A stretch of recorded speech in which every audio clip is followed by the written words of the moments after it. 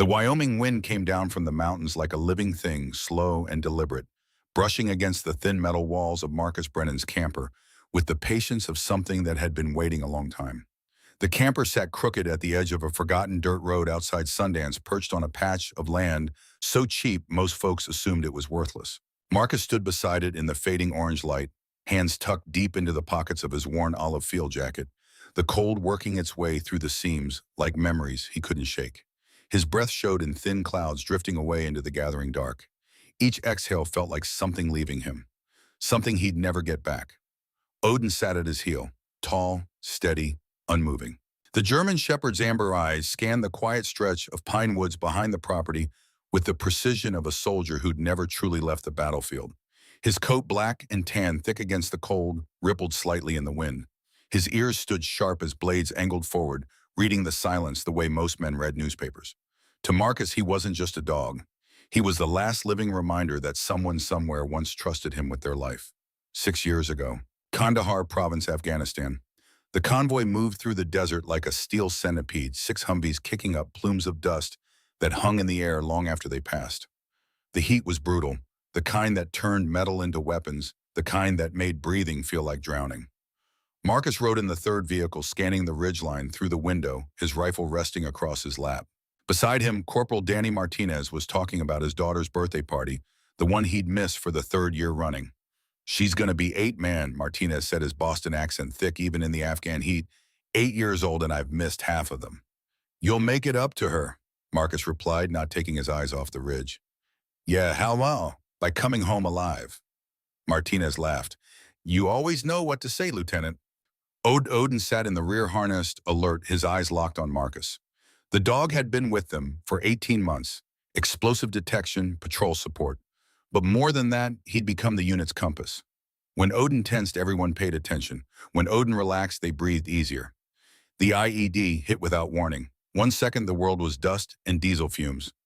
The next, it was fire and screaming metal and the sky spinning like a broken compass. Marcus woke upside down, smoke filling his lungs, the taste of copper flooding his mouth.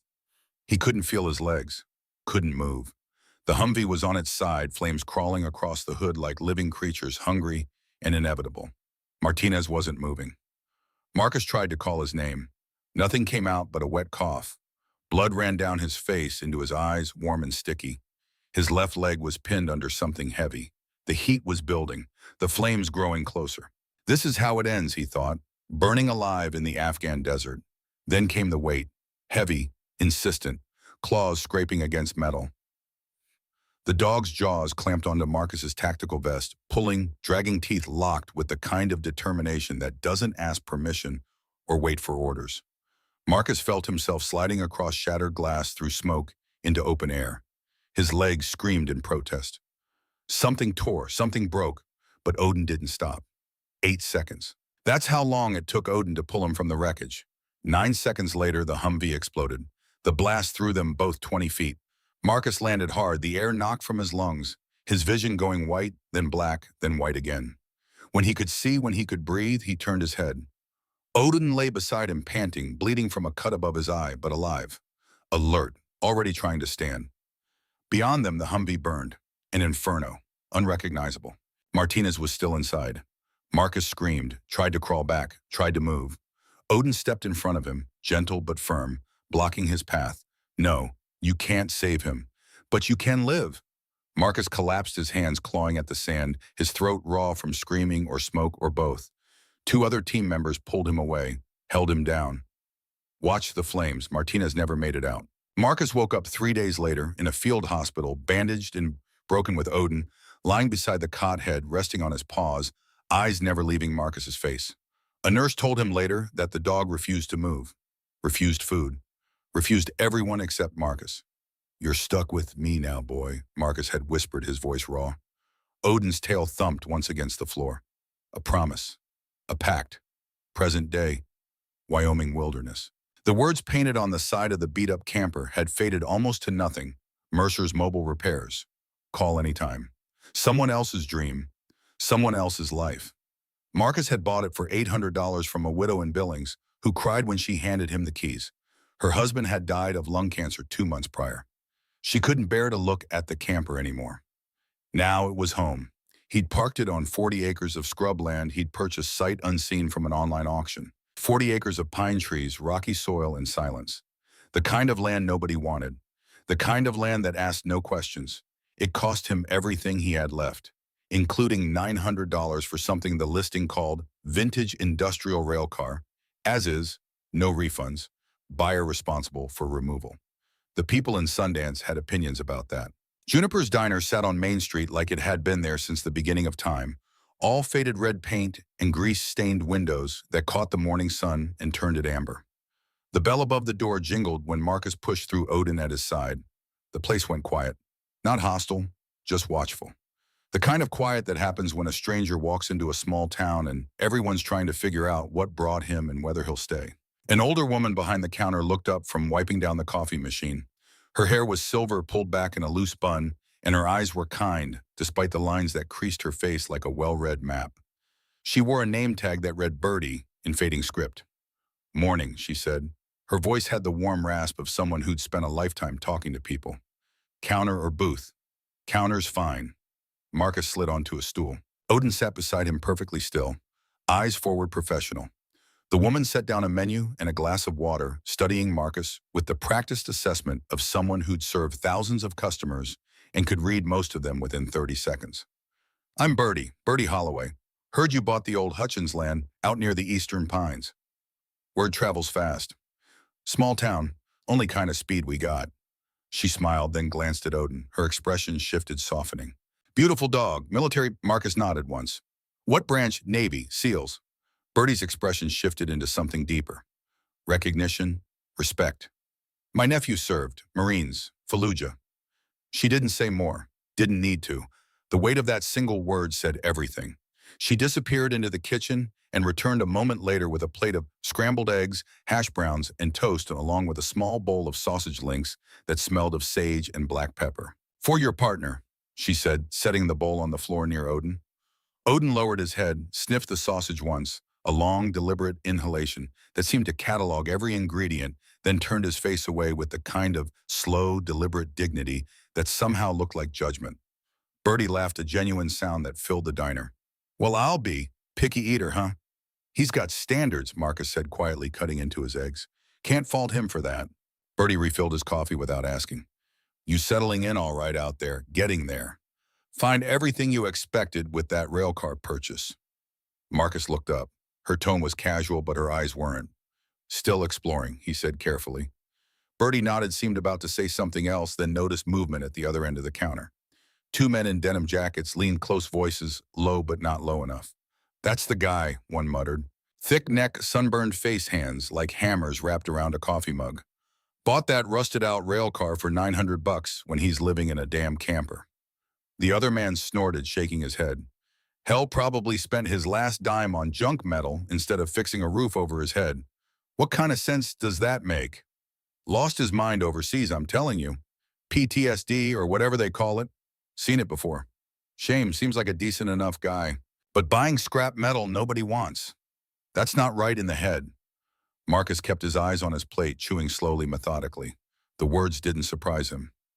He'd heard worse. Variations on the same theme in every town he'd drifted through in the past 4 years. Broken, lost, damaged goods, but they hooked into him anyway. Found the soft places, the doubts. Birdie shot the men a look sharp enough to cut glass. "Y'all got nothing better to do than gossip like church ladies on a Sunday afternoon." The men shrugged, went back to their coffee, but their eyes kept drifting to Marcus, assessing, judging. Marcus finished his eggs in silence, left a $10 bill on the counter, more than the meal cost, and stood. "You need anything out there?" Birdie said. Her voice, quiet now, meant only for him. "You come find me, understand?" Marcus met her eyes, saw something there, not pity, something else. Recognition, maybe. Or warning. "Appreciate it." The bell jingled again as he left. Outside, the wind had picked up. Clouds were rolling in from the west, low and heavy, the kind that promised snow before nightfall. The temperature had dropped 10 degrees since he'd entered the diner. Odin walked beside him, steady as a shadow, and together they headed back toward the land that nobody wanted. The land that had called to Marcus in a way he didn't understand, not yet. The property line was marked by a sagging barbed wire fence and a weathered wooden post that leaned like a drunk trying to remember which way was home. Beyond it, the land stretched out in waves of scrub grass and scattered pine rising gently toward a ridge that cut against the sky like a serrated blade. Marcus had walked the entire 40 acres twice since arriving. Both times he'd felt the same strange pull, the same inexplicable certainty that he was supposed to be here. It didn't make sense. Nothing about his life made sense anymore. He'd left the Navy SEALs 4 years ago, medically discharged after the Kandahar incident left him with a titanium rod in his left leg and night terrors that made sleep a battlefield of its own. The first year was the worst. Waking up screaming, seeing Martinez burning, feeling the heat, smelling the diesel and scorched flesh. The VA had offered therapy, pills, support groups. Marcus had taken the pills for 8 months, then thrown them away. They didn't stop the dreams. They just made him numb to everything else, made him feel like he was watching his own life through frosted glass. So he'd started moving, drifting. Boise, Missoula, Rapid City, working odd jobs, construction security, anything that didn't ask questions or require him to stay in one place too long. He'd saved just enough to buy this land, this camper, this silence, and the rail car. $900. Everyone thought he was crazy. Maybe they were right. The morning after his visit to Junipers, Marcus set out to clear some of the overgrowth near the eastern edge of the property. The pines grew thick there, tangled with brush and deadfall that looked like it hadn't been touched in decades. He figured he'd at least make a path, give himself something to do, something to focus on besides the dreams. Odin trotted ahead, nose to the ground, tail level, and relaxed.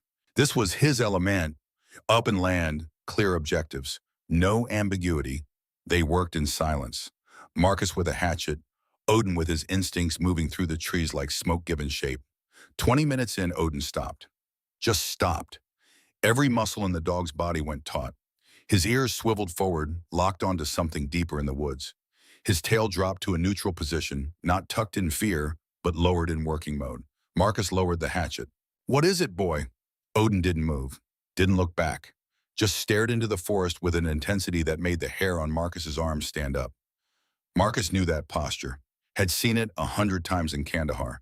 It was the posture Odin took 3 seconds before an ambush, 2 seconds before a buried IED, 1 second before everything went sideways. The posture that meant pay attention, something's wrong. "Odin," Marcus said quietly, his voice dropping into the command register he'd used downrange. "Let's go."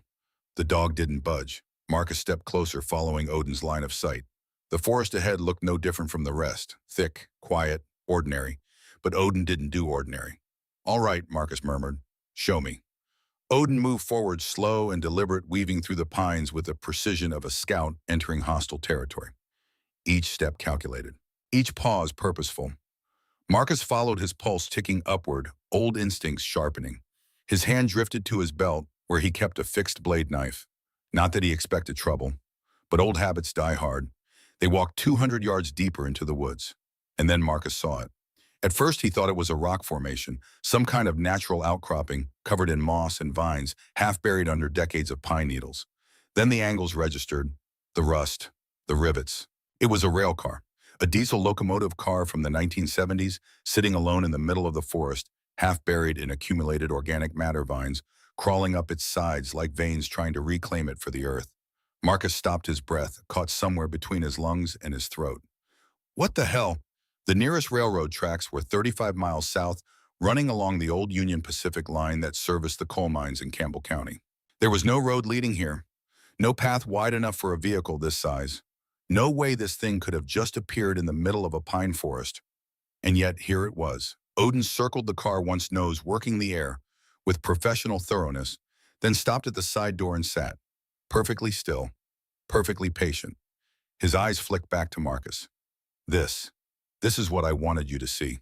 Marcus approached, slowly, hard hammering now, adrenaline trickling into his veins the way it used to before a breach, before a raid, before everything went loud and fast and irreversible.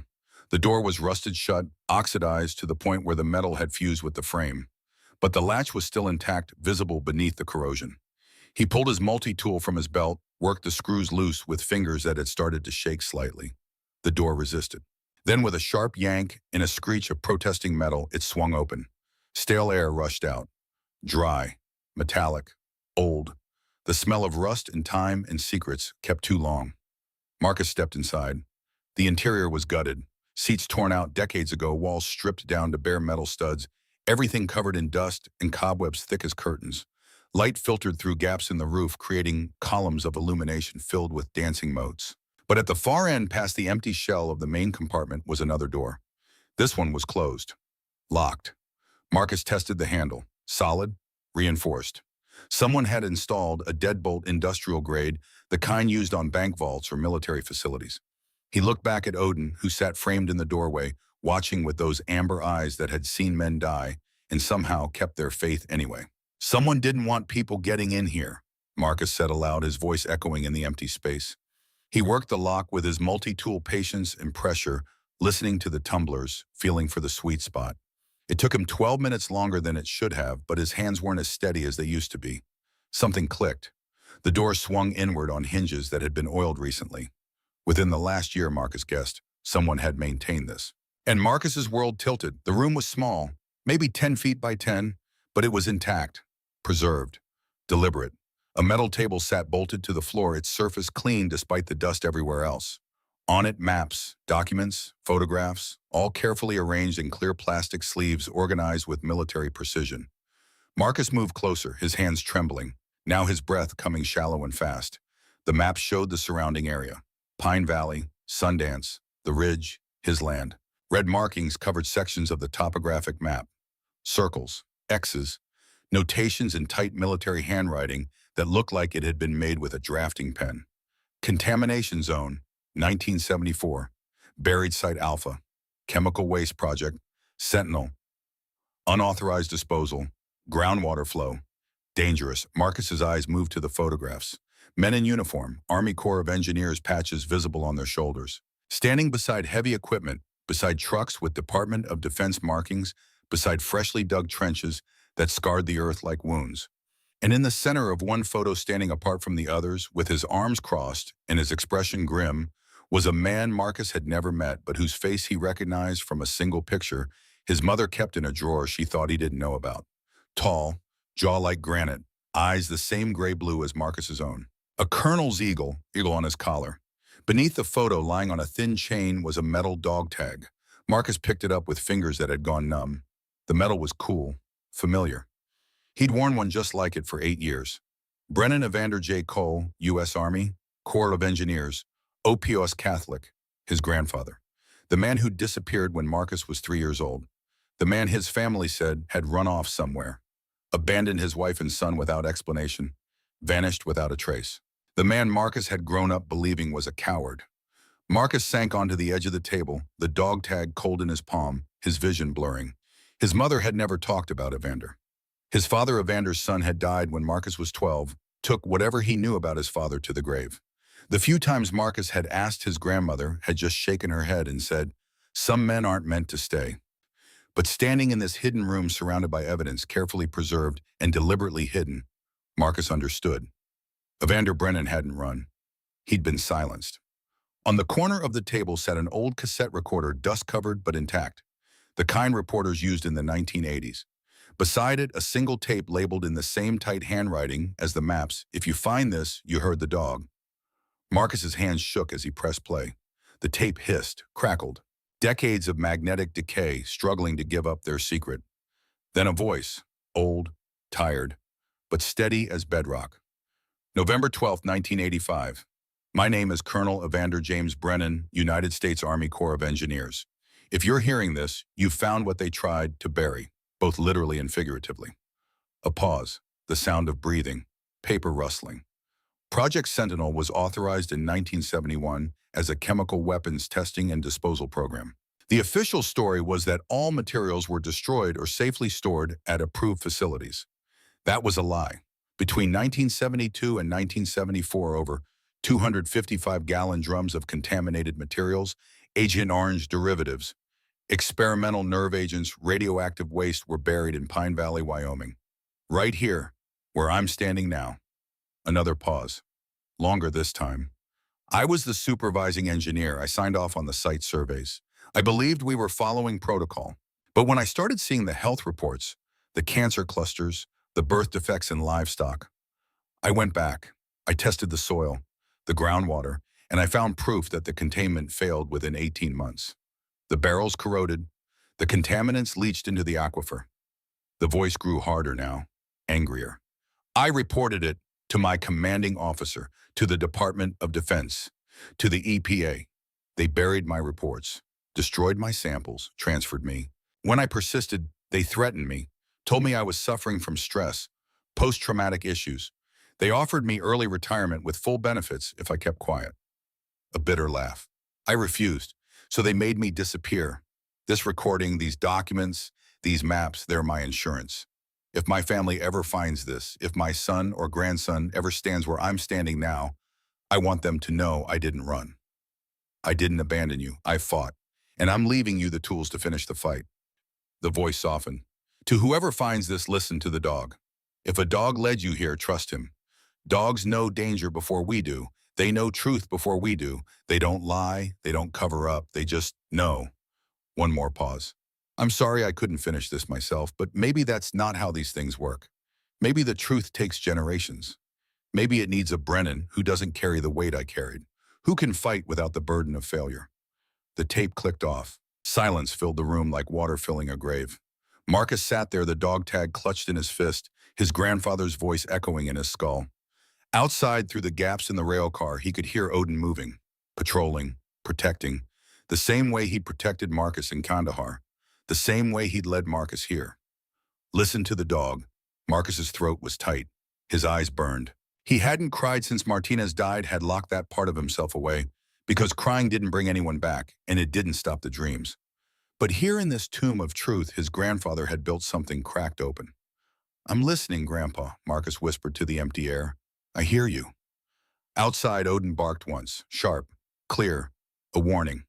Marcus was on his feet instantly, adrenaline flooding his system, his hand going to the knife at his belt. He moved to the door, staying low, using the frame for cover. Through the trees, maybe 50 yards out, he saw it. A black Mercedes SUV parked at the edge of the clearing where the forest thinned. Engine off. Windows tinted dark enough to hide whoever sat inside. A man stood beside it, tall, mid-40s, wearing a tailored charcoal suit that didn't belong anywhere near these woods. Italian leather shoes. Hair slicked back with precision. His smile was polite practice, the kind that never reached the eyes. Those eyes, gray and flat as winter stone, swept the clearing, cataloged the railcar, found Marcus standing in the doorway. Mr. Brennan, the man called out, his voice smooth as oil poured over glass. Good afternoon. Marcus didn't move, didn't respond, just watched. Odin positioned himself between Marcus and the stranger. Body tense, ears forward, every muscle coiled and ready. The man raised his hands slightly, palms out, a gesture of peace that somehow felt like a threat. My name is Callaway Whitmore, Regional Development Consultant. I heard you'd moved into the area. Thought I'd stop by, introduce myself. Make sure you're settling in all right. How'd you know my name? Marcus asked, his voice flat. Whitmore's smile widened a fraction. Small town. Word travels faster than the wind out here. His eyes flicked toward the rail car again, lingering just a moment too long on the open door. Interesting find you've got here. Vintage piece. Railroad enthusiast. Something like that. Must have cost you a pretty penny. $900. Whitmore chuckled, a sound manufactured for effect. A bargain then, though I imagine most folks around here think you overpaid for rusted scrap. Marcus said nothing, just waited. Whitmore took a step closer.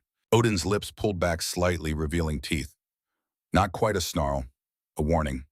Easy there, boy, Whitmore said, his tone light but his eyes never leaving the dog. Afghan vet right, K9 unit, beautiful animal, well-trained, expensive investment. He looked back at Marcus. I actually wanted to talk to you about your land purchase, Mr. Brennan. The consortium I represent has a keen interest in this area. We're looking at development opportunities, tourism, eco-lodges, that sort of thing. Your 40 acres would fit nicely into a larger project we're planning. Not interested in selling. I haven't made an offer yet. Whitmore's smile remained fixed. We're prepared to be very generous. Triple what you paid. Page, quick closing. You could take that money, buy somewhere more hospitable, maybe closer to VA services, better support systems.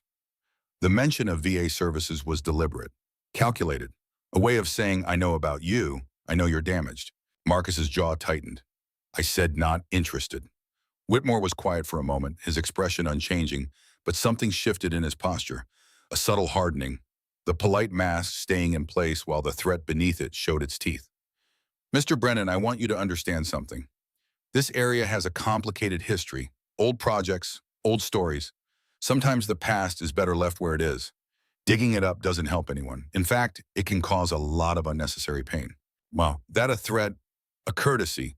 I'm trying to help you avoid stepping into something that could get messy. Whitmore gestured at the forest around them. These woods can be dangerous. Lots of folks get lost out here. Lots of old things buried that are better left alone. For everyone's sake. Marcus took a step forward. Odin moved with him, a synchronized unit. You finished? Whitmore studied him for a long moment, and for the first time Marcus saw something real in those flat gray eyes. Assessment. Calculation. A predator deciding whether the prey was worth the effort. Finally, Whitmore stepped back toward his SUV. Enjoy your land, Mr. Brennan, but think about my offer, and be very careful where you dig. He paused with his hand on the door handle. Sometimes things stay buried for good reason. People who forget that tend to have unfortunate accidents. The engine purred to life, expensive and quiet. The SUV rolled away slowly, deliberately disappearing into the trees like smoke. Marcus stood there, his pulse hammering his mind, racing through tactical assessments he'd thought he'd left behind in Afghanistan. Odin looked up at him, eyes steady, waiting for direction. Marcus looked back at the rail car, at the maps, at the truth his grandfather had died protecting. The land he'd bought wasn't random. It wasn't luck. It wasn't even fate. Someone had made sure this land stayed buried under the name of a stranger. Someone who wouldn't know. Someone who wouldn't ask questions. Someone who'd be easy to dismiss as crazy or broken, or both. But they hadn't counted on Odin, and they hadn't counted on Marcus being Evander Brennan's grandson. We're not going anywhere, boy, Marcus said quietly. Odin's tail moved once, deliberate, affirmative. Night fell over Wyoming like a curtain dropping on a stage swift and absolute. Marcus sat inside the camper, the windows fogged from the small propane heater, rattling in the corner, casting wavering shadows across the cramped space. The cassette tape sat on the fold-out table in front of him, along with the maps he'd photographed with his phone, the dog tag, and a photograph of his grandfather standing beside a group of soldiers, their faces young and serious, unaware of what would come. He'd never known Evander Brennan, had only the vaguest childhood memory of a funeral his grandmother said was for someone we used to know.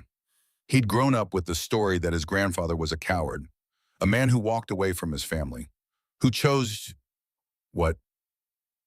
The story never said, just that he'd left. But now sitting in this camper with his grandfather's voice still echoing in his head, Marcus felt closer to the man than he ever had to his own father.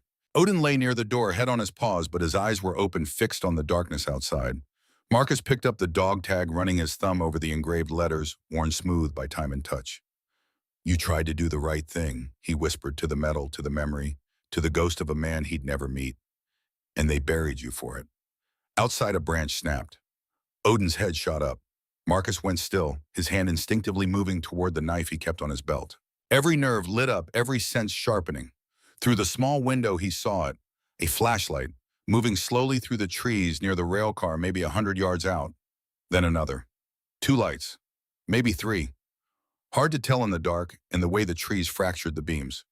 Someone was out there, watching, searching.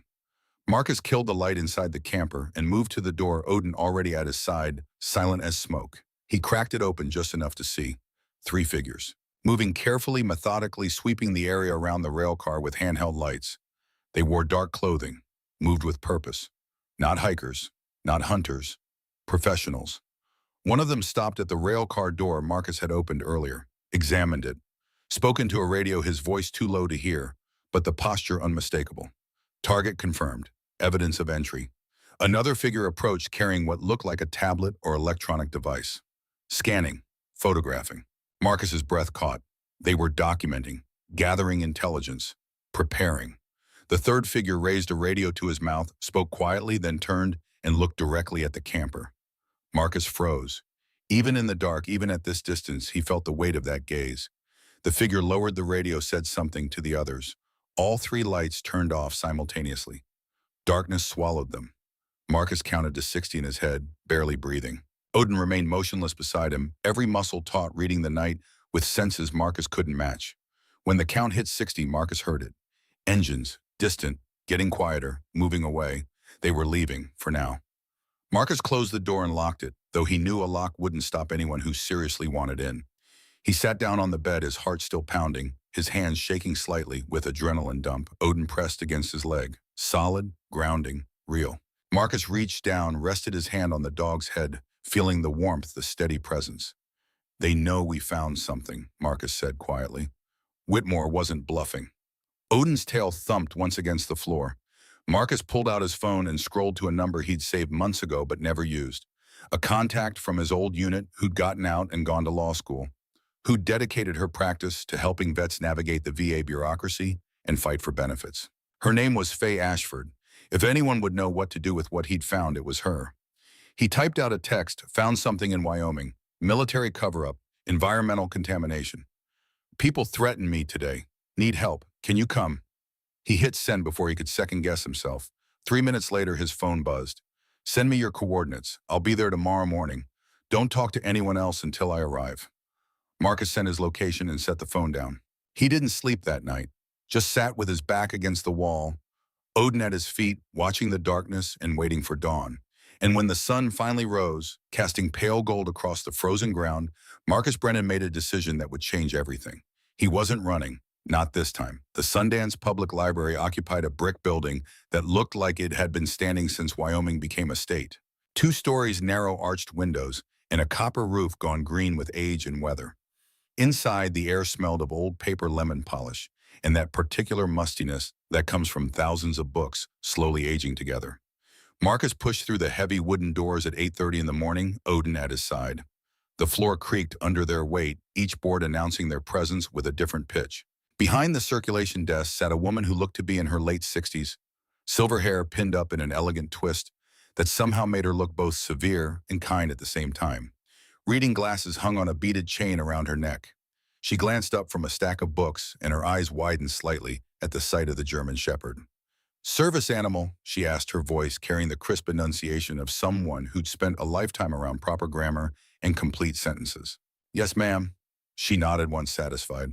"Then you're both welcome. Library policy." She set down the book she'd been processing. "I'm Cordelia Hart, head librarian for the past 32 years. What can I help you find?"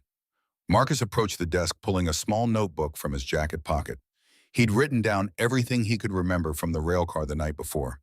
Dates, names, Project Sentinel, his grandfather's service number. "I'm looking for historical records. Anything about military activity in Pine Valley between 1970 and 1985. Specifically Army Corps of Engineers projects." Cordelia's expression shifted. Something flickered behind her eyes, recognition maybe, or concern, or both combined into something more complicated. "That's a very specific time frame," she said carefully. "Yes, ma'am." She studied him for a long moment, her eyes moving from his face to his hands to Odin and back again. Reading him the way Marcus imagined she'd raid thousands of patrons before him. "You're the one who bought the Hutchins land," she said, not a question. "That's right. And the railcar?" Marcus nodded. Cordelia removed her glasses, folded them carefully, and set them on the desk. "What's your interest in Project Sentinel, Mr. Brennan?" The use of his name didn't surprise him anymore. Small towns had their own intelligence networks that would put the CIA to shame. What surprised him was that she knew about Sentinel at all. "You've heard of it," Marcus said. "I've lived here 52 years, Mr. Brennan. I've heard of a lot of things that don't appear in the official records." She stood moving with the careful grace of someone whose joints protested more than they used to, but whose mind remained sharp as ever. "Follow me." She led him through narrow aisles lined floor to ceiling, with books past reading tables where a few locals sat with newspapers and coffee thermoses, down a set of stairs to the basement level, where the air grew cooler and damper and smelled of concrete and time. Cordelia pulled a chain on an overhead bulb, flooding a small archive room with harsh yellow light. Metal filing cabinets lined the walls. Cardboard boxes stacked 3 high formed a second wall behind them. "The official records say nothing happened," Cordelia said, running her fingers along the cabinet labels with the surety of someone who knew this space in the dark. "The Army conducted environmental surveys in the 70s. Found nothing. Issued reports saying the area was clean. End of story." She pulled open a drawer, extracted a manila folder thick with age, and set it on a small table. But the unofficial records tell a different story. Inside were newspaper clippings, yellowed, brittle. Some photocopied, some original, all arranged in chronological order. September 12, 1974. Local man claims military dumping site. Officials deny March 3, 1976. Construction crew reports. Mysterious barrels. Army says training exercise, November 8, 1984. Colonel Brennan testifies about alleged contamination. Pentagon dismisses claims, February 15, 1985. Colonel Evander Brennan missing. Family seeks information. Marcus's hands went cold. There was a photograph. His grandfather. Younger than in the picture from the rail car, maybe 45, but unmistakable. Standing in what looked like a congressional hearing room, pointing at a large map mounted on an easel. The caption read, Colonel Evander Brennan testifies before State Environmental Board about alleged contamination in Pine Valley. Army representatives dispute claims. He tried to expose it. Marcus said, his voice barely above a whisper. Cordelia nodded slowly. He presented evidence to the State Environmental Board in the fall of 1984. Brought soil samples, documents, photographs of the burial site. The Army sent a 3-star general and 2 lawyers. They dismissed everything. Called your grandfather's findings speculative, said his methodology was flawed, suggested he'd suffered some kind of mental breakdown related to stress. But he wasn't unstable. No, Mr. Brennan, he was right. Cordelia's voice was firm, carrying the weight of someone who'd watched this truth get buried and stay buried for decades. And the people who knew he was right made sure nobody listened. Marcus looked up at her. You believed him. My husband worked construction. Harold Hart. In 1976, his crew was hired to dig drainage trenches on the eastern ridge, right where your property is now. They found barrels, 55-gallon drums buried about 8 feet down, unmarked. Some of them were leaking this black sludge. Harold said it smelled like chemicals, like nothing he'd ever encountered. Her voice tightened, but she kept her composure. The foreman called it in. Within 2 hours, the Army showed up, cordoned off the whole area, brought in their own equipment, their own crew, paid Harold's team double their rate to keep quiet about what they'd found, told them it was a training exercise, old equipment disposal, nothing to worry about. Did they keep quiet? For 20 years. Then Harold got sick. Cordelia's hands trembled slightly as she closed the folder. Liver cancer. Rare kind. The doctors couldn't explain it. He'd never been a heavy drinker. Didn't work with toxic chemicals in any of his other jobs. But the cancer, it was aggressive. He died within 8 months of diagnosis. She looked at Marcus with eyes that had cried all their tears years ago and now held only steady determination. 3 other men from that same crew got the same cancer. All dead within 5 years. The 4th one moved to Oregon last I heard. Don't know if he's still alive. She paused. So yes, Mr. Brennan, I believed your grandfather. I believed him for 30 years. And I believe you found something that powerful people want to stay buried.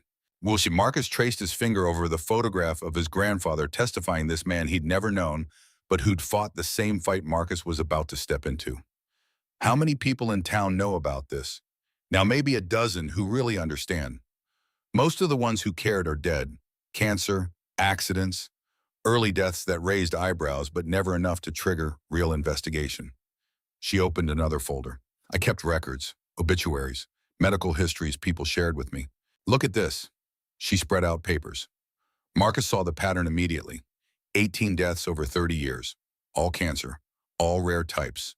All people who'd lived within a 5-mile radius of the Eastern Ridge. The state says it's within normal statistical variation, Cordelia said. But I've lived in small towns my whole life, Mr. Brennan. I know what normal looks like. This isn't it. Marcus pulled out his phone. I need to document this. Can I take pictures of anything you want? I've been waiting 40 years for someone to ask. She gestured at the files. Your grandfather tried to do this alone. Tried to take on the Army, the EPA, the state government all by himself. It didn't work. You're going to need allies. People who know the law, who know how to fight this kind of fight. I've got someone coming, a lawyer, Faye Ashford. Cordelia's expression shifted. Something like approval. I know Faye, good choice. She's represented 3 other environmental cases in Wyoming. 1-2 forced a settlement on the 3rd. She doesn't scare easy. Can I give her your contact information? Please do. And Mr. Brennan, Cordelia's voice softened. Be careful. The man who came to see you yesterday, Callaway Whitmore. Marcus felt ice slide down his spine. You know him. He's been in and out of Sundance for 15 years. Always around when there's a development project that doesn't quite make sense. Always well-funded. always connected to people who prefer to stay in the shadows. She lowered her voice, even though they were alone. 2 years ago, a reporter from Casper started asking questions about cancer clusters in Pine Valley. She interviewed me, interviewed families, started putting together a story. What happened? Her editor killed it, said the evidence was too circumstantial. 3 weeks later, she took a job in Denver. Never heard from her again. Cordelia's jaw set hard. Whitmore had dinner with her editor the day before the story got killed. Just a coincidence, I'm sure. Marcus felt something cold and familiar settle into his chest. The same feeling he'd had in Kandahar when intelligence came in about a target being more dangerous than briefed. "Thank you for this," he said. "Don't thank me yet. What you're walking into." She trailed off, then shook her head. "Just be ready. It doesn't end clean." The morning light slanted through the library windows as Marcus climbed the stairs, Odin's nails clicking softly against the worn wood. His mind churned through everything Cordelia had told him.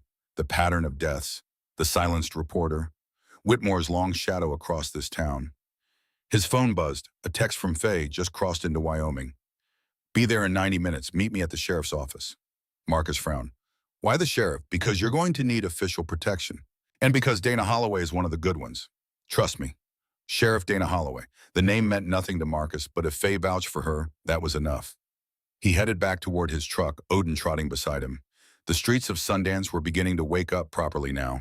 Shops opening, people moving with the slow rhythm of a small town where nobody rushed because there was nowhere urgent to go. He was almost to his truck when he saw Bertie outside Juniper's diner sweeping the sidewalk. She spotted him and waved. "Mr. Brennan." "Got a minute?" Marcus walked over. Odin sat at his heel, professional and patient. Bertie glanced around, then lowered her voice. "Heard you were at the library this morning, talking to Cordelia. Word travels fast. Faster than you think." She set the broom against the wall. "Listen, I don't know what you're digging into, but I want you to know something.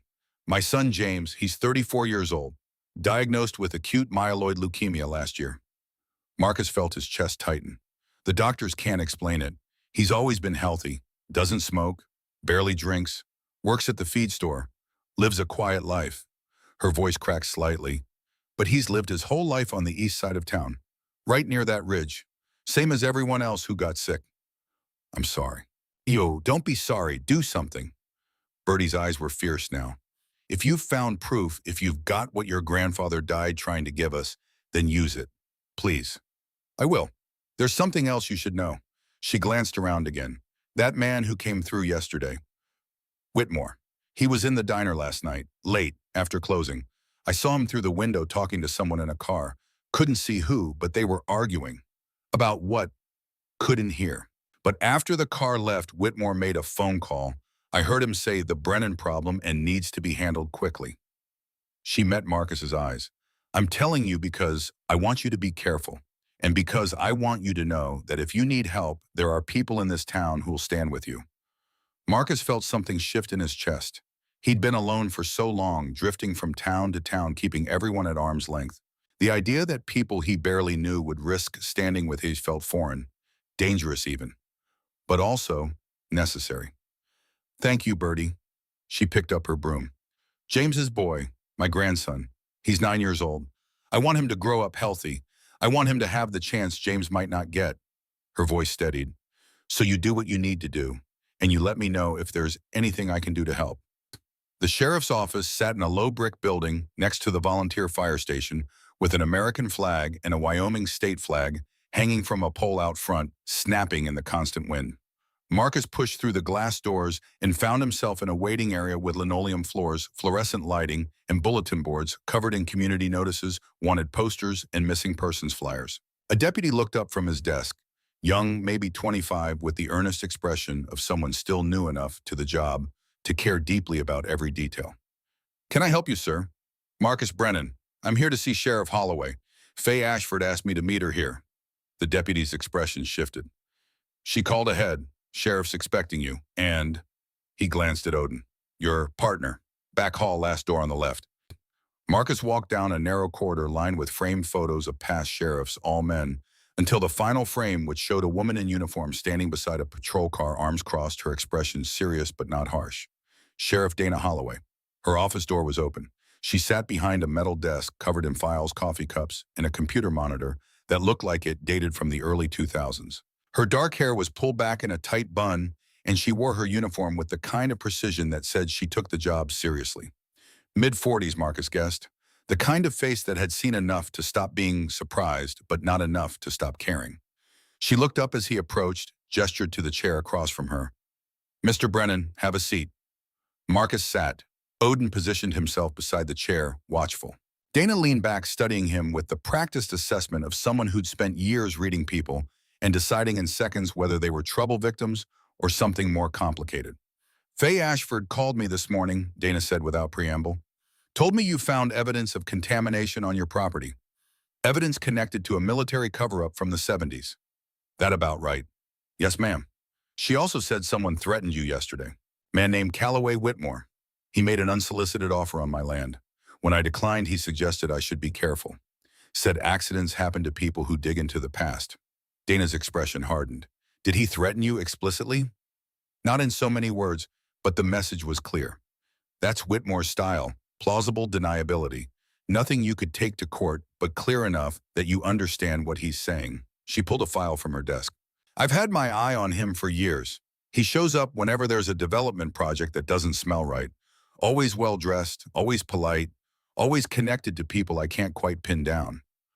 Cordelia Hart said he's been around for 15 years. At least, probably longer under different names." Dana opened the file. "2 years ago, I tried to investigate him, ran his plates, his business registration, everything. Know what I found? A shell company registered in Delaware. Offices in 5 states, none of which seem to have actual employees. Financial backing that traces back to a hedge fund in New York that specializes in environmental remediation and development. Front organizations. Exactly. Someone's paying him very well to make problems disappear." Dana closed the file and looked directly at Marcus. "Now I need to ask you something, and I need you to be straight with me. What exactly did you find?" Marcus pulled out his phone, opened the photos he'd taken of the documents in the rail car, and slid it across the desk. Dana picked it up, scrolling through the images. Her jaw tightened with each swipe. Maps marked with contamination zones. Photographs of barrels being buried. Documents with Department of Defense headers and classified stamps. And the photograph of Colonel Evander Brennan testifying. "Jesus Christ," Dana whispered. "My grandfather tried to expose this in 1984. He disappeared in 1985. Dana set down the phone and her hands were shaking slightly. "My nephew Jasper, 9 years old, diagnosed with leukemia 6 months ago." Marcus felt the words hit him like a punch. "Bertie's grandson," he said. "Her great-nephew, my sister's boy." Dana's voice was tight, controlled, but Marcus could hear the rage underneath. Professional restraint barely containing something volcanic. "The doctors give him a 60% chance. He's in his 3rd round of chemo. He's 9 years old and he's losing his hair and throwing up blood and asking me why this is happening to him." She stood abruptly, walked to the window, her back to Marcus. "If what you're showing me is real, if there's proof that someone poisoned this town and got away with it for 50 years, she turned. "I want to see it. The original documents. Everything. They're in the rail car on my property. Then we go get them. Today, right now, before Whitmore or whoever he works for decides to make them disappear." Marcus stood. "There's something else you should know. Last night, 3 people came to the rail car. They had equipment, radios. They were documenting the site. Did you get a look at them? Too dark, but they weren't amateurs. They moved like professionals." Dana's expression went from angry to coldly tactical. "Then we don't have much time. If they're surveilling your property, they're planning something, either to destroy the evidence or to make sure you can't use it." She grabbed her jacket and her sidearm, checked the magazine, out of habit holstered it. "Let's go get your evidence, Mr. Brennan, and then let's figure out how to burn down whoever did this to my nephew." They were heading for the door when Marcus's phone rang. Unknown number. He almost didn't answer, but something made him pick up. "Brennan?" A young voice. Male, nervous. "Mr. Brennan, my name is Riley Kemp. I need to talk to you about Whitmore, please. It's important." Marcus stopped walking. "Who is this?" "I worked for Whitmore until this morning. I quit, but I have information you need about what he's planning. Can we meet?" Dana was watching him, reading his expression. "Where are you?" Marcus asked. "Juniper's Diner. I've been here since 6 a.m. I'm scared to go anywhere else." "Stay there, we're coming to you." Marcus ended the call and looked at Dana. Someone who says he worked for Whitmore wants to talk. Could be a setup. Could be, Bishti, but we won't know unless we check. Dana nodded slowly. All right, but I'm coming with you, and we do this smart. Juniper's diner was mostly empty when they arrived mid-morning lull between breakfast and lunch. Bertie was wiping down tables, and she looked up when they entered, her eyes widening slightly at the sight of the sheriff. Dana, everything all right? We're here to meet someone, Riley Kemp. You seen him? Bertie nodded toward a corner booth. Been here 3 hours. Ordered coffee and eggs, but barely touched either. Looked scared out of his mind. Marcus followed her gaze. The young man in the booth looked maybe 29, thin build, wearing a worn army jacket over a flannel shirt. His hands were wrapped around a coffee mug like he was trying to draw warmth from it. His eyes were red-rimmed either from lack of sleep or crying or both. Dana approached first, her hand resting casually near her sidearm. Not threatening, but ready. Riley Kemp. The young man looked up, and Marcus saw genuine fear in his eyes. Sheriff Holloway, thank you for coming, and you must be Marcus Brennan. He stood offering his hand, which trembled slightly. I know you have no reason to trust me, but please, just listen. Dana gestured to the booth. Talk.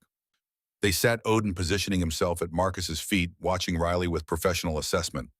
Riley took a shaky breath. I'm former military intelligence. Got out 2 years ago, honorable discharge. But I've been struggling. Jobs are hard to find when your skills are surveillance and signal intercepts. 3 weeks ago, Whitmore approached me, offered me a contract. Background checks on a new property owner in Pine Valley. Standard security work, he said. Good pay. No questions asked. You were following me, Marcus said. Riley nodded miserably. Surveillance, documenting where you went, who you talked to, what you found. He swallowed hard. When you discovered the rail car, Whitmore's orders changed. He told me to make it inaccessible. Sabotage the access without making it obvious. Make it look like natural deterioration. And did you? Dana's voice was hard. No, I couldn't. When I saw that kid go missing yesterday, Riley's voice cracked. Jasper Holloway. I heard the radio calls, watched you and the dog going after him, and I realized what I was part of, who I was working for. Dana's expression shifted slightly. You were there at the search, on the ridge, watching. Whitmore had me monitoring the search efforts. He wanted to know if you found anything unusual, any evidence that might have been disturbed. Marcus leaned forward. What kind of evidence? Riley pulled out his phone, hands still shaking. I've been recording everything. Every conversation with Whitmore, every meeting. I know it's illegal in Wyoming without two-party consent, but I did it anyway because something felt wrong from the start. He opened a voice memo app. Files lined the screen, dated over the past 3 weeks. Whitmore's planning something big, Riley said. A controlled burn. He's been in contact with someone about creating a wildfire, making it look natural. Weather conditions are right. High winds, dry vegetation. Lightning strikes predicted this week. Dana's face went white. He's going to burn the forest. To destroy the rail car. The evidence. Everything. Riley scrolled to a recent file. This is from yesterday, after his visit to your property. He hit play. Whitmore's smooth voice filled the booth. The Brennan problem needs to be resolved quickly. He's already made contact with Ashford. If she files before we can neutralize the evidence, this gets exponentially more complicated. Initiate phase 2. Make it look natural. A forest fire in this area wouldn't be unusual, and it would solve multiple problems simultaneously. Another voice rougher. What about collateral, Whitmore? Acceptable if unavoidable.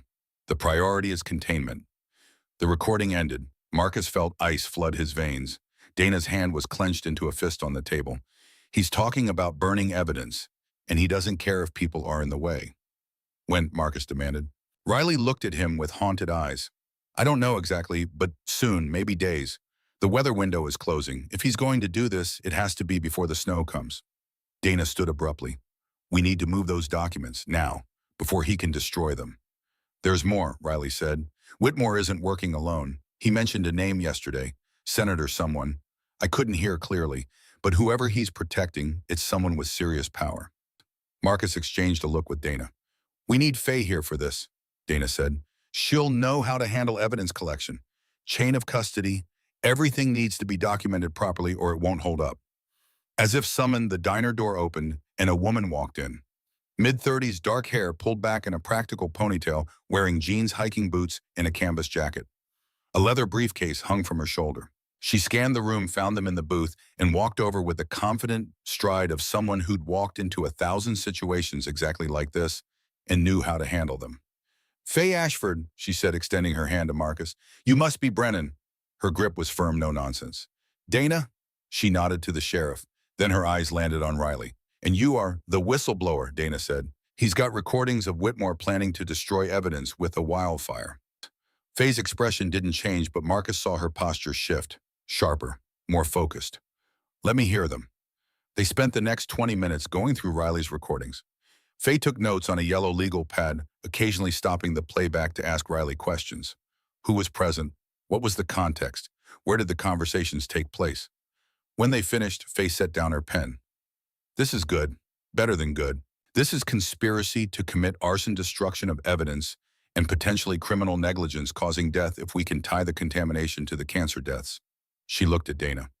"But we need the original documents from the rail car. The recordings give us intent. The documents give us proof." "We're going to get them right now," Dana said. "I'm coming with you," Faye said.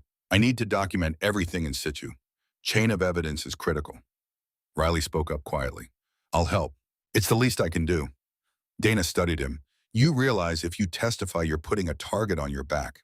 "I know, but I can't be part of this anymore. If I stay silent, I'm just as guilty as Whitmore." Marcus saw something in the young man's eyes. The same thing he'd seen in the mirror after Martinez died. Guilt. The desperate need to make amends for something you can't undo. "All right," Dana said, "but you stay close to me. And if anything feels wrong, you tell me immediately." They took 2 vehicles to Marcus's property.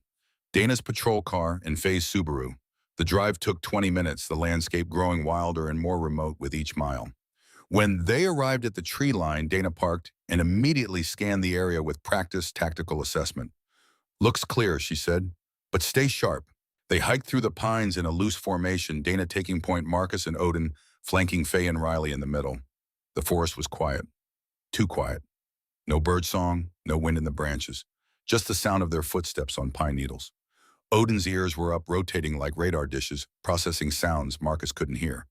Then the dog stopped. Every muscle went taut. His head lowered slightly. The posture Marcus knew too well. Danger. Close. Marcus raised his fist, the old signal for halt. Everyone froze. "What is it?" Dana whispered, her hand moving to her sidearm. "Odin's got something." They waited, breathing shallow, listening. Then Marcus heard it. The faint crackle of a radio. Voices, moving through the trees to their left. Dana gestured for everyone to get low. They crouched behind a fallen log, Odin pressed against Marcus's side. 2 figures moved through the forest 50 yards away, both wearing dark tactical clothing, both carrying equipment. One had what looked like a tablet. The other held a device Marcus recognized as a GPS unit. They were mapping the area, preparing. The figures moved past without seeing them, disappearing deeper into the forest toward the railcar. Dana waited a full minute before speaking. "They're scouting, getting ready for whatever they're planning. We need to get those documents before they come back," Faye said. They moved quickly now, covering the remaining distance to the railcar in 5 minutes. The door Marcus had left unlocked stood ajar. Someone had been inside. Dana drew her weapon. "Stay behind me." She cleared the railcar, methodically moving through the space with professional precision. Empty, but the inner room had been disturbed. The maps were still there, the photographs, the documents in their plastic sleeves. But someone had been through them, photographed them, documented them. "They know exactly what we have," Marcus said. Faye was already pulling evidence bags from her briefcase. "Then we take it all, right now, every piece of paper, every photograph, everything." They worked quickly, carefully placing each item in a separate bag, Faye photographing everything in place before removing it, documenting the chain of custody. They were almost finished when Odin's low growl cut through the silence. Marcus turned. A figure stood in the doorway. Callaway Whitmore. He wore the same expensive suit as before, though now it was slightly dusty from the forest. His expression was calm, almost pleasant, but the 2 men standing behind him were anything but pleasant. They were the same figures Marcus had seen mapping the area, and they weren't hiding their intentions anymore. Both held weapons, not pointed, but ready. "Mr. Brennan," Whitmore said with that same oil's smooth voice. "Sheriff Holloway, Miss Ashford, what a convenient gathering." Dana's hand moved to her sidearm. "You're trespassing on private property." "Actually, Sheriff, I'm here representing parties with a legal interest in this land. You see, there is some question about the title. Irregularities in the original survey. I'm sure it's just paperwork, but until it's resolved, I'm afraid any items found on this property are in legal limbo. That's bullshit, and you know it, Faye said. Whitmore's smile didn't waver. Perhaps, but it will take months to sort out in court. And by then, he glanced at the ceiling of the rail car where rust had eaten through in several places. Well, structures this old have a way of deteriorating rapidly, especially during forest fire season. The threat was clear as daylight.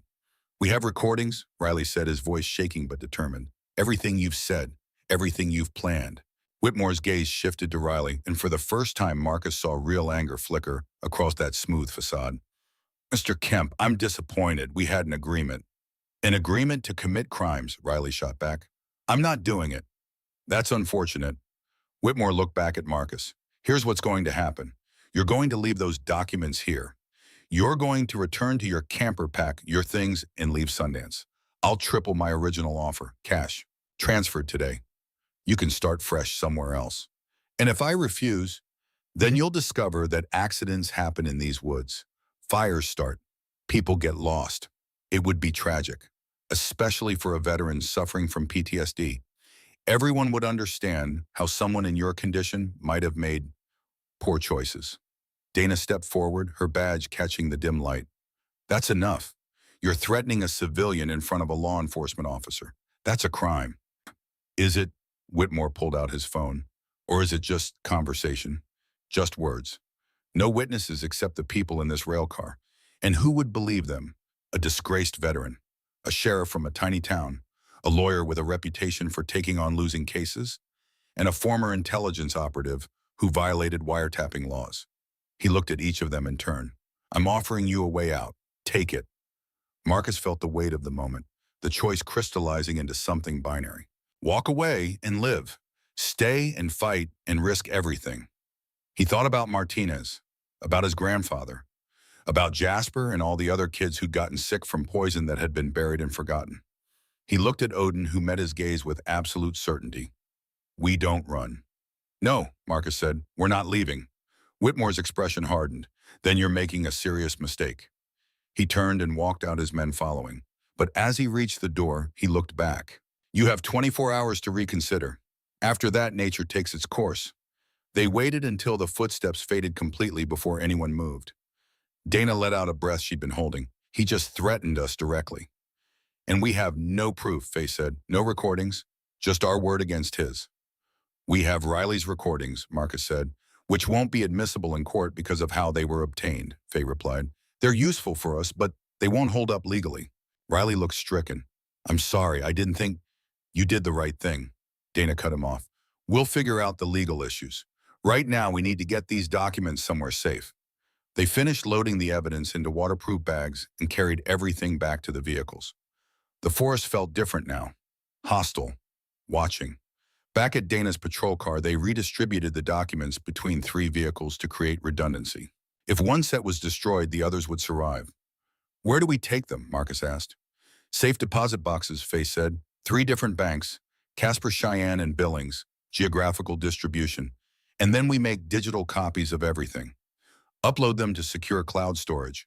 Multiple redundancies. How long will that take? If we start now, about 8 hours. Dana checked her watch. It's noon. That gets us to 8 p.m. Then what? Then we file, Faye said. Simultaneously with the EPA, the Department of Justice, and the Wyoming Attorney General. Create a paper trail so wide they can't bury it again. And in the meantime, Marcus asked. In the meantime, we watch each other's backs, Dana said. Nobody goes anywhere alone.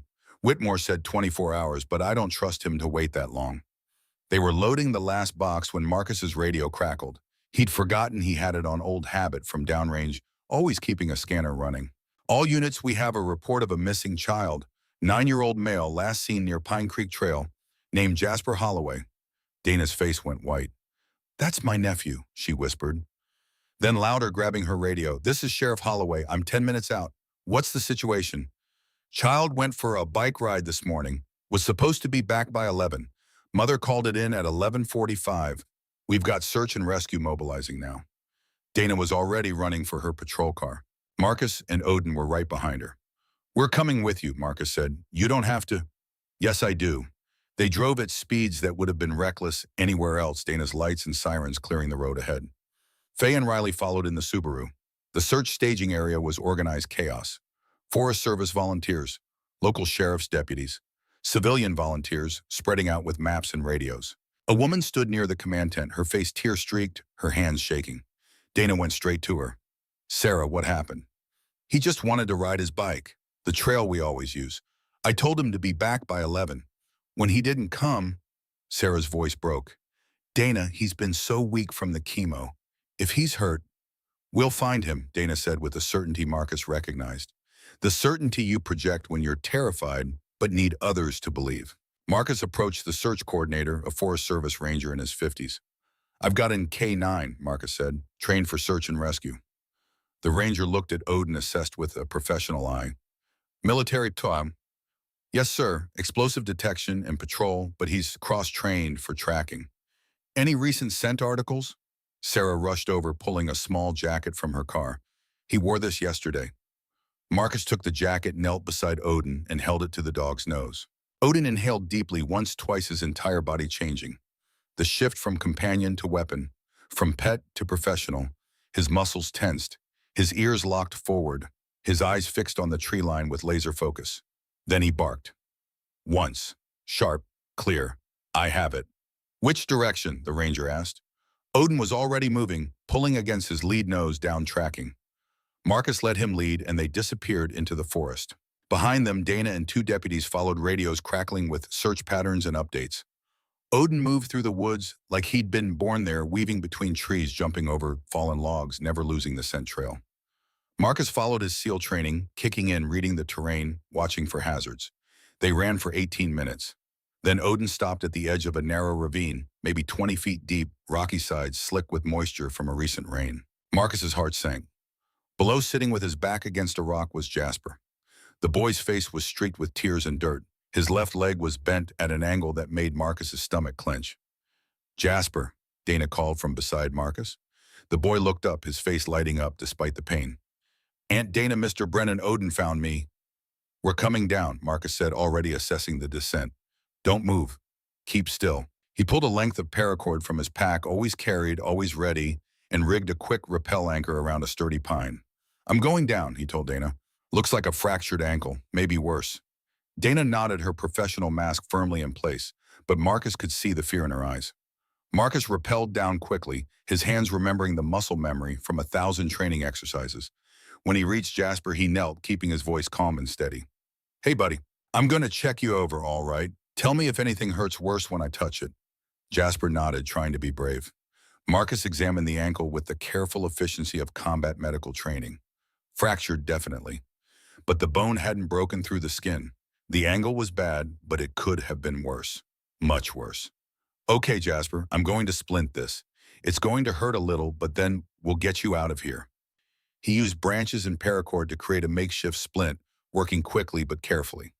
Jasper bit his lip, tears streaming, but he didn't cry out. "You're doing great," Marcus said. "Tougher than half the SEALs I served with." Despite the pain, Jasper managed a small smile. Marcus was securing the last wrap when he heard it. A mechanical click, then a hiss. Marcus's blood went cold. He knew that sound. "Cover your face." He shouted to Jasper, pulling the boy's shirt up over his nose and mouth. A small cylindrical object tumbled from above, trailing white smoke as it fell. Tear gas or smoke grenade, or worse. Marcus didn't wait to find out. He grabbed Jasper, pulled him close, and pressed them both against the overhang of the rock, using his body as a shield. The canister hit the ravine floor 10 feet away and began spewing acrid smoke that burned Marcus's eyes and throat. Above, Dana was shouting something, but Marcus couldn't hear over the ringing in his ears and Jasper's frightened crying. Then came a rumble, the sound of earth moving. Marcus looked up just in time to see the side of the ravine collapse, tons of dirt and rock sliding down in a wave of destruction triggered by the explosion. A trap. Someone had rigged this ravine, waiting for rescuers. Marcus grabbed Jasper and lunged to the side, rolling them both behind a larger boulder just as the avalanche hit where they'd been sitting. The world became noise and dust and fear. When it stopped, when Marcus could breathe again, he checked Jasper first. The boy was terrified but alive, unhurt except for the ankle. Marcus keyed his radio with shaking hands. Dana, we're okay, but someone booby-trapped this ravine. We need to get out now, different route. Dana's voice came back tight with fury. Copy. We're coming to you. Stay put. But Marcus was already scanning the ravine looking for another way up. The original path was blocked by rubble. Then he saw Odin. The dog stood at the top of the ravine on the opposite side 60 feet away, having circled around during the chaos. Odin barked once, then started moving along the rim, looking back every few steps to make sure Marcus was watching. Follow me. There's another way. Marcus lifted Jasper carefully, securing him in a fireman's carry, ignoring the screaming protest from his own damaged leg. Hold on tight, buddy. We're getting out of here. He followed Odin's path from below the dog, leading them to a less steep section of the ravine where a game trail provided natural handholds. Marcus climbed one-handed, Jasper clinging to his back, his splinted leg bumping against Marcus with each step. It took 8 minutes of excruciating climbing, but they made it. Dana was there at the top, pulling Jasper into her arms, checking him over with hands that shook despite her training. You saved him, she whispered to Marcus. Odin saved him. Marcus replied, his legs finally giving out. He sat down hard, his lungs burning from his hands bleeding from the climb. Odin walked over and sat beside him, close enough to lean against. Marcus wrapped an arm around the dog, buried his face in that thick fur, and for just a moment let himself feel the terror he'd been suppressing. They'd almost died. Both of them. Someone had turned a missing child into a trap designed to kill whoever came to help. And there was only one person in Sundance who had the resources and the motivation to do something like that. Back at the staging area, paramedics rushed to treat Jasper. The boy was loaded into an ambulance, Sarah climbing in beside him, her face a mixture of relief and horror at what had almost happened. Dana stood with Marcus and the search coordinator, explaining what they'd found. Someone rigged that ravine, she said, her voice hard as iron, placed a canister on a timer or a trigger. When Marcus went down to help, it went off, then triggered a collapse. The coordinator's face went pale. That's attempted murder. Well, that's exactly what it is, Dana said. She looked at Marcus. Whitmore said 24 hours, but he couldn't wait. He went after my nephew to send a message. Or to create chaos, Marcus said. Keep us distracted while he moves on the rail car. Faye appeared, having helped coordinate the outer search perimeter. We need to move. Now, get those documents secured before he makes another move. Dana nodded. I'm calling in state police. This is beyond local jurisdiction now. They worked through the afternoon and into the evening, driving between 3 different cities, securing original documents in safe deposit boxes, making multiple digital copies, uploading everything to encrypted cloud storage. By the time the sun set, they'd created enough redundancy that destroying one set wouldn't matter. The evidence was preserved. But Marcus knew that wouldn't stop Whitmore. It would only make him more desperate. They gathered at Dana's house around 8 p.m., exhausted, running on adrenaline and coffee. Jasper was upstairs sleeping off the pain medication the doctors had given him. His ankle was fractured, but would heal. He'd been incredibly lucky. Riley sat at the kitchen table, still looking shell-shocked by everything that had happened. Faye spread her notes across the table.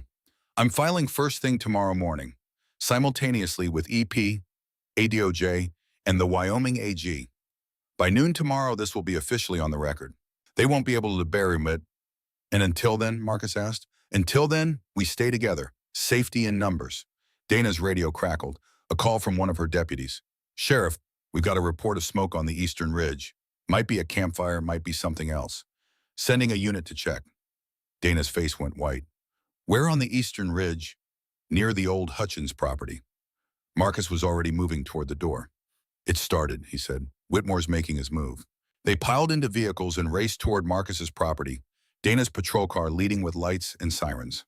By the time they arrived, the smoke was visible, a dark column rising against the night sky. But it wasn't the rail car burning. It was the forest around it. Whitmore had started his wildfire. The smoke rose like a dark finger pointing at the stars visible from 5 miles away as they raced down the county road toward Marcus's property.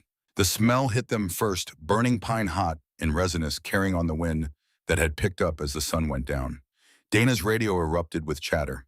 Multiple units responding. Forest Service fire crews mobilizing. Evacuation warnings for the east side of Sundance. Marcus sat in the passenger seat of Dana's patrol car, Odin in the back, watching the orange glow grow brighter against the night sky. This wasn't a natural fire. This was tactical, deliberate, calculated to spread fast. They pulled up to the roadblock, where a Forest Service truck blocked further access. A ranger Marcus didn't recognize approached, flashlight in hand. "Roads closed, Sheriff. Fire's moving fast with these winds. We're evacuating everyone within 2 miles." "How many people?" Dana asked. "Maybe 20 families on the east side. We're going door to door now, but we've got a problem." "What kind of problem?" "Report came in 5 minutes ago. A family's unaccounted for, the Martins. They live near Pine Creek, about half a mile from the fire's current position. Wife called saying their truck won't start. They've got 4 kids." Marcus felt his chest tighten. Bertie's daughter, the family he'd met at the diner. "Where exactly?" Marcus asked. The ranger pulled out a map marked with red zones showing the fire's progression. He pointed to a spot that made Marcus's stomach drop. Right in the fire's path, maybe 20 minutes before the flames reached them. "Evacuation teams are trying to reach them," the ranger said, "but the main road is already cut off by fire. We're looking for alternate routes." Marcus studied the map. There was a service road that ran along the creek bed. Narrow, rough, but it might be passable. "I know a way," Marcus said. Dana looked at him. "Marcus, you can't." "Yes, I can. I have to." He looked at Odin, who met his gaze with absolute certainty. "We do this together." Dana's jaw set hard. "Then I'm coming with you. Once you need to coordinate evacuation, I'll go. Odin and I have done this before." That was a lie. They'd never run into a wildfire to save civilians, but they'd run toward danger plenty of times.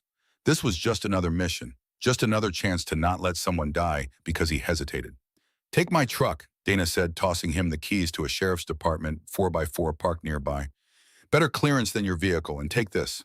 She handed him a radio. "Stay in contact. Any sign the route's blocked, you turn around. Understand?" Marcus nodded, though they both knew he wouldn't turn around if there were people who needed him. Faye grabbed his arm. "Marcus, this is insane. You could die." "People will definitely die if someone doesn't get them out." He climbed into the truck, Odin jumping in beside him. The radio crackled as he put it in gear. Dana's voice, "Godspeed, Brennan. Bring them home." The service road was barely more than a deer trail, rutted and overgrown branches scraping against the truck as Marcus pushed forward. The smoke grew thicker, reducing visibility to maybe 30 feet. He drove with his headlights on, following the GPS coordinates the ranger had given him, Odin sitting alert beside him, reading the night with senses Marcus couldn't match. The heat built like a physical presence. The fire was close, too close. Ash began falling like snow, coating the windshield, forcing Marcus to run the wipers constantly. Then he saw it through the trees, a house, small ranch style, lights on inside, a minivan in the driveway, hood up, steam rising from the engine. Marcus pulled up and hit the horn. The front door flew open and a woman appeared, Bertie's daughter, Rebecca. Marcus recognized her from the diner. "Thank God," she shouted. "Our truck died and we can't—" "Get everyone in my truck, now. We have maybe 10 minutes before the fire gets here."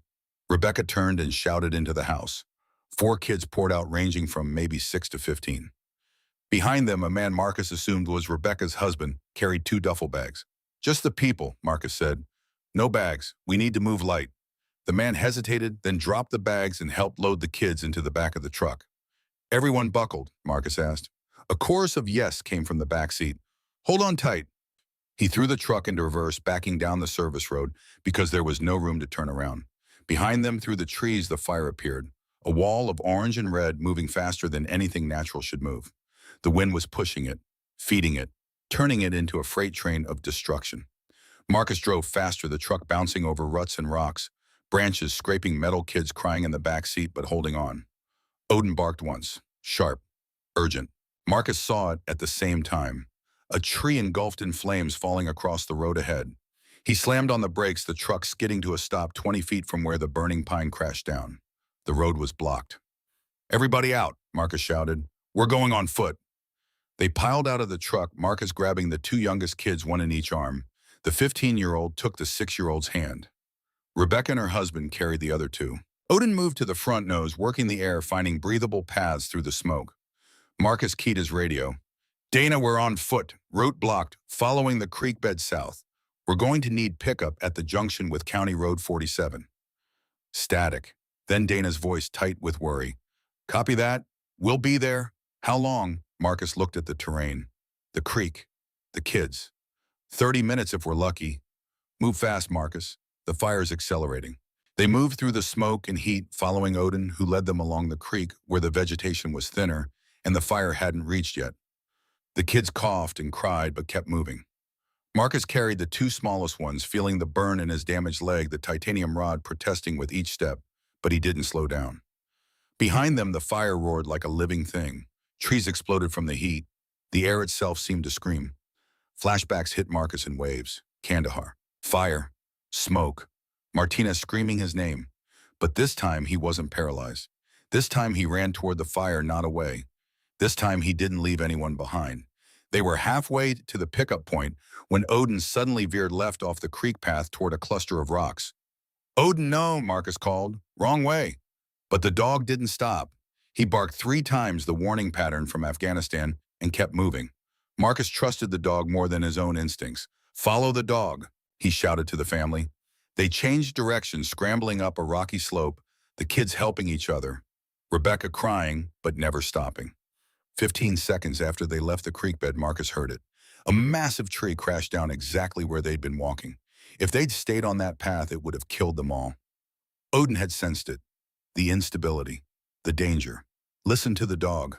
Dogs know before we do." His grandfather's words echoed in Marcus's head.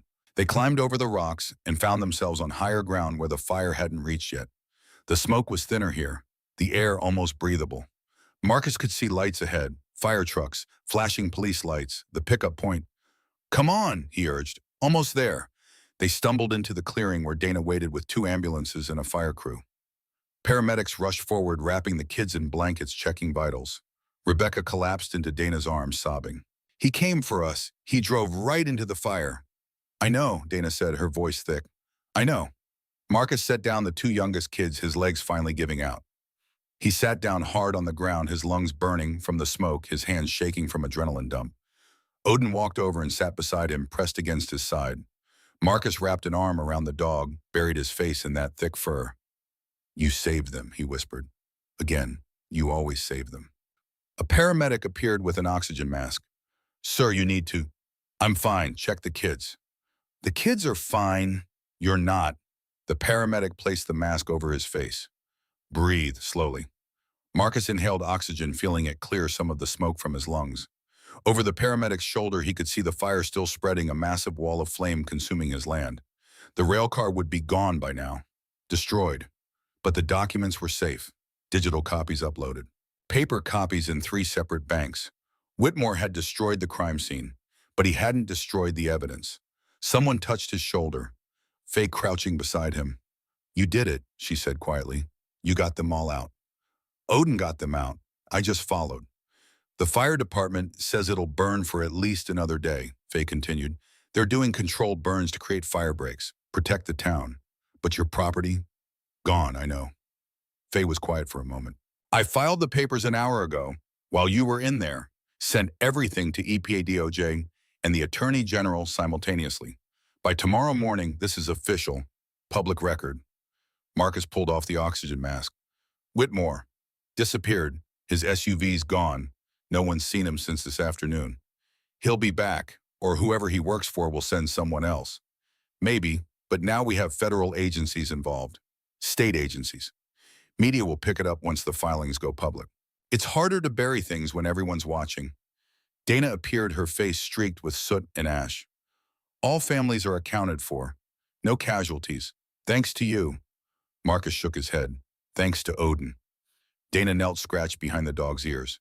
"Thank you, boy, for everything." Odin's tail thumped once against the ground. Around them, the fire continued to burn. But the people were safe. The evidence was secure. And for the first time since finding his grandfather's message, Marcus felt something shift inside him. Not peace, not yet, but purpose. The next 3 weeks passed in a blur of interviews, depositions, and media attention that Marcus tried his best to avoid. The EPA launched a full investigation. The Department of Justice opened a criminal case. The Wyoming Attorney General announced a special task force to investigate historical environmental crimes. Soil samples confirmed everything Evander Brennan had documented 50 years earlier. Chemical contamination, radioactive isotopes, nerve agent derivatives, all leaching into the groundwater, spreading through the aquifer, poisoning the land and everyone who lived on it. The cancer cluster wasn't a mystery anymore. It was murder, slow and deliberate, and covered up for generations. Callaway Whitmore was never found. His shell companies dissolved overnight. The hedge fund that employed him issued a statement saying they'd terminated their relationship with Mr. Whitmore due to irregularities in his conduct. No arrests, no charges. The man who'd threatened them, who'd set the fire, who'd turned a child's disappearance into a trap, he vanished like smoke. But the investigation he tried to stop kept moving forward. 18 families filed a class action lawsuit. Faye represented them all pro bono, working 18-hour days. The federal government established a Superfund site designation for Pine Valley. Cleanup would take years, cost millions, but it was happening. The truth was out, and truth once freed is almost impossible to bury again. Marcus stood on the porch of the small cabin he'd built on what remained of his land. The fire had taken 40 acres, including the spot where the railcar had stood. But Dana had helped him navigate the legal process to reclaim another 120 acres that had been illegally seized from his grandfather decades ago. Brennan land, returned to a Brennan. The cabin was simple: one room, wood stove, shelves for books, a dog bed near the fireplace where Odin now lay, his shoulder fully healed, a patch of slightly lighter fur growing back where the burn from the fire had been. The dog looked up when Marcus approached, tail thumping against the floor in that slow, deliberate way that meant contentment. "Want to go for a walk?" Marcus asked.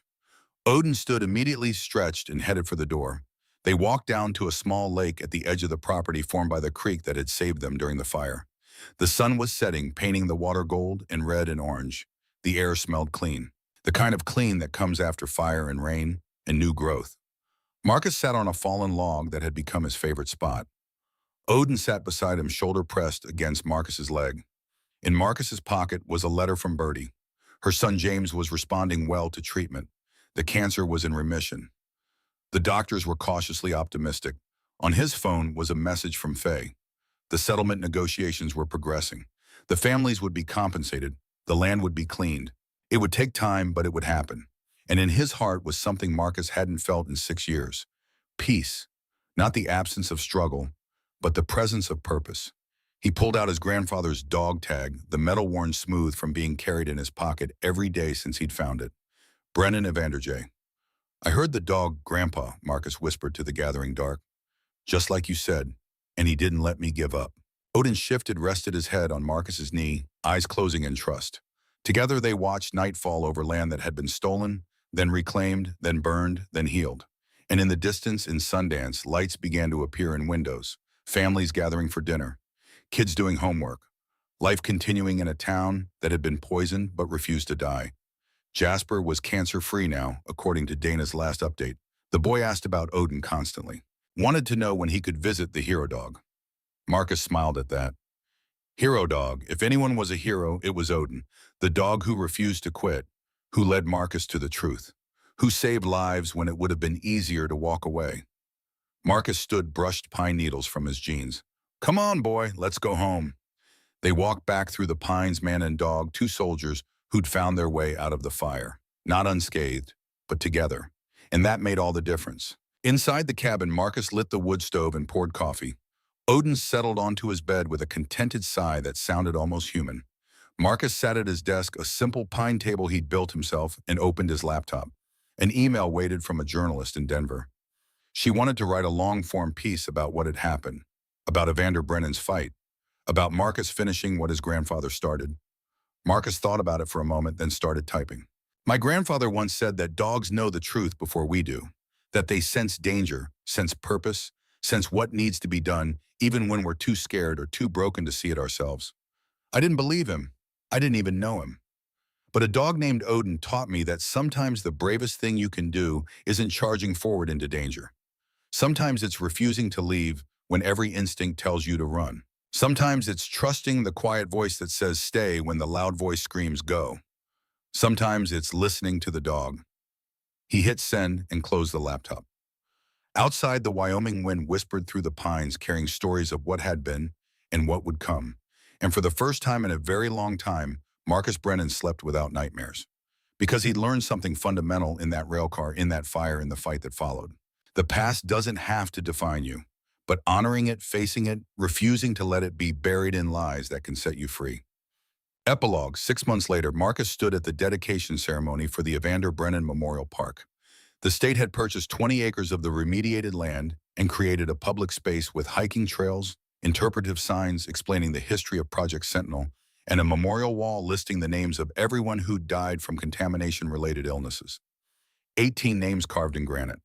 Bertie stood beside Marcus, her hand resting on his arm. Her son James stood with them, healthy and strong, his hair grown back, his eyes bright. "He would have been proud," Bertie said quietly, looking at the memorial. "Your grandfather, he'd be proud of what you did. I just finished what he started. That's not nothing, that's everything." The ceremony began, the governor spoke, environmental officials spoke, Faye spoke about justice delayed but not denied, and then Dana stepped up to the microphone, Jasper beside her holding her hand. "My nephew is alive today because a man and his dog refused to give up," Dana said, her voice carrying across the gathered crowd. "Because Marcus Brennan heard his grandfather's voice across 50 years and chose to listen. Because a German shepherd named Odin knew the truth before any of us did." She looked directly at Marcus. "Heroes don't always wear capes. Sometimes they wear old field jackets and travel with four-legged partners who see the world more clearly than we ever could." The crowd applauded. Jasper ran over to Marcus, wrapped his arms around Odin's neck. "Thank you for saving me," the boy whispered. Odin's tail wagged, and for just a moment, Marcus could have sworn the dog smiled. Later, as the sun set and the ceremony ended, Marcus and Odin walked the memorial trail alone. They reached the highest point where you could see the entire valley spread out below Sundance. In the distance, the cleaned-up contamination zones marked with new growth, the future taking root in soil that had been poisoned but was healing. Marcus pulled out his grandfather's dog tag one last time, ran his thumb over the engraved name. Then he knelt and buried it at the base of a young pine tree planted as part of the remediation. "Rest now, Grandpa," Marcus said quietly. "The fight's over. Truth won." He stood and Odin pressed against his legs, solid and warm and alive. They walked home as stars began to appear, and Marcus felt something settle into place.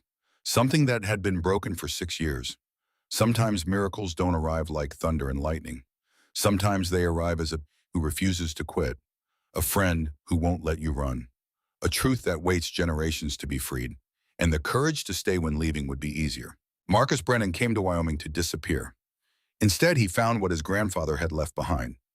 Not just evidence of a crime, but proof that one person standing alone against powerful forces can plant seeds that bloom decades later in the hands of someone who carries the same name, the same blood, the same refusal to let injustice win. In the cabin, Marcus poured 2 bowls of water, one for him, one for Odin, and they drank together. Outside, the Wyoming wind whispered through the pines, carrying stories of what had been and what would come. And for the first time in his life, Marcus Brennan understood what home meant. Not a place, but a purpose. Not running, but staying. Not forgetting, but remembering. A final word. Sometimes we walk through life carrying weight we don't even know we're carrying. Guilt for things we couldn't prevent. Shame for battles we couldn't win. Grief for people we couldn't save. And sometimes when we're at our lowest, when we're ready to give up and disappear into places where nobody knows our names, sometimes that's when God places something faithful beside us, not to fix us, but to remind us we're not alone. Marcus found his purpose in a $900 rail car and a truth buried for 50 years. But he found his healing in a dog who refused to let him quit, who saw worth in him when he couldn't see it in himself, who led him toward danger because sometimes the only way out is through. Whatever you're facing right now, whatever weight you're carrying, whatever truth you're afraid to speak, whatever fight you think you've already lost, I want you to know something. You're not alone. There are people who see your worth even when you can't. There are truths waiting to be uncovered. There are fights worth staying for. And sometimes the bravest thing you can do is simply refuse to leave. If this story touched you, please share it. Someone in your life needs to hear that staying is worth it. That one person with courage can change everything. Leave a comment and tell me. Which moment stayed with you? Was it Odin refusing to leave, Marcus going back into the fire? The truth finally coming to light? Subscribe for more stories about loyalty, faith, and second chances. Stories that remind us what it means to be human. What it means to fight for what's right even when the cost is high. We're building a community of people who believe that truth matters, that loyalty matters, that standing up against injustice even 50 years late still counts. Join us. And now a blessing. May God bless you and keep you. May He guide your steps through the fires you face. May He calm the fears that keep you awake. May He place faithful companions on your path, 2-legged or 4, especially when you need them most. May you have the courage to stay when leaving feels easier. May you have the strength to speak truth when silence feels safer. May you have the wisdom to listen to the quiet voices, the dogs, the conscience, the still small whispers that know the way forward when everything else is smoke. And may you always remember you are not alone, you are not forgotten, and your fight matters.